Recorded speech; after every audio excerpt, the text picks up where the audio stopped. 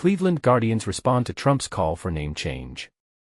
In a surprising twist, the Cleveland Guardians find themselves back in the spotlight regarding their name, a topic many thought had been laid to rest. President Donald Trump, in a recent post on his Truth Social platform, has reignited the debate around cultural appropriation and the use of potentially offensive team names. Trump asserts that Native American people are clamoring for a return to the former names of both the Guardians and the Washington Commanders. He claims that their heritage and prestige are being systematically taken away, a statement that has sparked controversy and differing opinions. But here's where it gets controversial. Despite the president's impassioned plea, the Guardians remain uninterested in reverting to their previous name. Cleveland's president of baseball operations, Chris Antonetti, has stated he is not focused on the name change issue and that the team is excited about its future as the Guardians. This is the part most people miss. The Guardians have built a brand and identity over the past 4 seasons, and changing it back now would be a significant shift. Trump's history with Cleveland baseball runs deep, having tried to buy the team in 1983. His discontent with the name change is well known, and his recent comments have not only targeted the Guardians but also the Commanders, threatening to restrict their stadium deal if they do not change their name back. This raises an intriguing question: are team names a matter of heritage and pride, or are they relics of a less enlightened time? The conversation is far from over, and we want to hear your thoughts. Will the Guardians and Commanders stick to their current names, or will they give in to political pressure? Let us know in the comments. Trump threatens to block Commanders' new stadium over name change. Trump's bold move, a controversial push to revive the Redskins name. President Donald Trump has sparked a heated debate by threatening to withdraw support for the Washington Commanders' new stadium plan if the team doesn't revert to the Washington Redskins name. This move comes amid a broader clash between the NFL and Native American communities, as Trump repeatedly calls out both teams for their branding choices.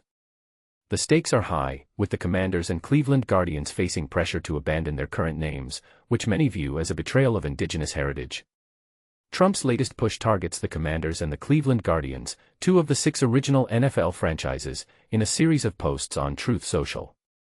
In one post, he declared, "I may put a restriction on them that if they don't change the name back to the Washington Redskins, and get rid of the ridiculous moniker, Washington Commanders, I won't make a deal for them to build a stadium in Washington. The team would be much more valuable, and the deal would be more exciting for everyone." He further urged the Guardians to follow suit, warning that owner Matt Dolan, a politically savvy figure, has lost 3 elections due to the team's name change. Trump argues that reverting to the Cleveland Indians name could help Dolan win elections, citing the unfair treatment of indigenous athletes. The controversy deepens as Trump's demands echo a broader cultural reckoning. The Washington Redskins, originally a Native American team, were renamed in 1968 to reflect the nation's shift toward inclusivity. However, the name has been contentious, with critics arguing it's a symbol of colonialism and erasure of indigenous identity. Trump's call for the Commanders to return to the Redskins name is framed as a necessary step to honor this history, though opponents argue it's an attempt to exploit the issue for political gain. In a separate post, Trump echoed his earlier stance, urging the Guardians to adopt the Cleveland Indians name. He emphasized that the NFL and its owners must prioritize the legacy of indigenous cultures, stating, "Our great Indian people, in massive numbers, want this to happen. Their heritage and prestige is systematically being taken away from them. Times are different now than they were 3 or 4 years ago. We are a country of passion and common sense. Owners, get it done."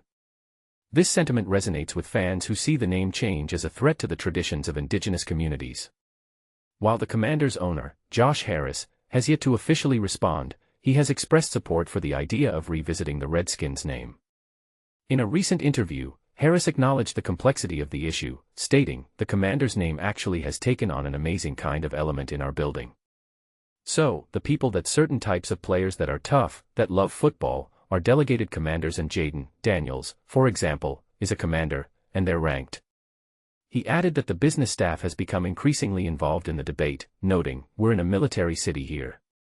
There's more military personnel than anywhere else, so we're kind of moving forward with the Commanders name, excited about that, and not looking back." The NFL and its stakeholders are divided. While some, like Senator Steve Daines, advocate for a return to the old Redskins logo, others argue that the decision should be made by the teams themselves.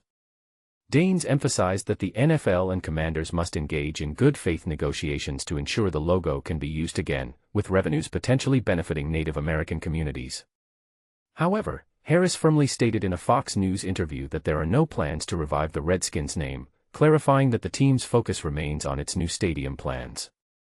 As the debate continues, the question remains, will the Commanders and Guardians ultimately revert to the Redskins name, or will this issue remain a flashpoint in the ongoing cultural discourse? The answer likely hinges on the balance between historical reverence, political strategy, and the evolving expectations of modern sports fandom.